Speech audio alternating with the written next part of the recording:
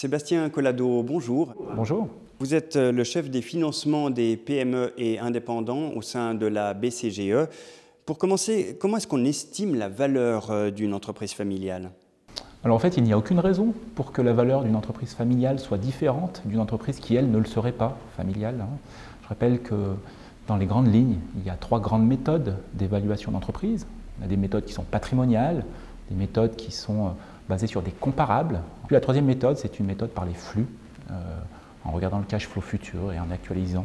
Mais dans le cadre des entreprises familiales, la valeur de transmission pour, on va dire, un petit peu favoriser la famille, pour pas qu'elle sorte en main étrangère, peut avoir un impact plutôt à la baisse sur le prix de transaction. La valeur est la même, mais les prix peuvent différer. Faut-il préparer la transmission d'une entreprise familiale différemment d'une autre société ?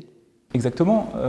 Une entreprise familiale a un élément particulier, c'est qu'on doit se préoccuper de l'avant-transmission, mais également de l'après. Dans une transmission traditionnelle, je dirais, le vendeur cherche à vendre au mieux, et puis une fois que c'est vendu, eh bien, on ne s'occupe pas tellement du reste, on va profiter, on va dire, de son gain, pour autant qu'il y en ait. Dans le cas de l'entreprise familiale, c'est différent puisqu'on doit vraiment anticiper la transmission pour céder, mais également pour que tout se passe bien par la suite. Donc c'est vraiment la différence significative qu'il existe entre une transmission traditionnelle et une transmission familiale. Pour répondre à votre question plus précisément, une transmission s'anticipe, on dit entre 5 et 10 ans, pour préparer réellement une vraie transmission. L'identification du ou des repreneurs dans une fratrie, lequel va reprendre, lesquels vont reprendre, la gestion peut-être des frustrations, tout ça, le chef d'entreprise doit se poser la question sur ces dimensions et trouver la bonne réponse qui est adaptée à son schéma. Nous n'avons pas de légitimité à conseiller tel ou tel schéma.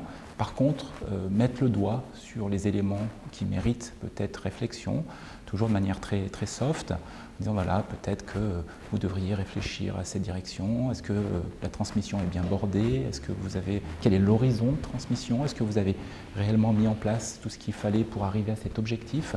Voilà, nous intervenons un petit peu comme des candides, je dirais, posant quelques questions qui doivent faire réfléchir, mais en aucun cas donner des conseils. Le chef d'entreprise doit décider, et il décide seul de sa stratégie, rarement avec ses banquiers, en tout cas sur ces sujets-là.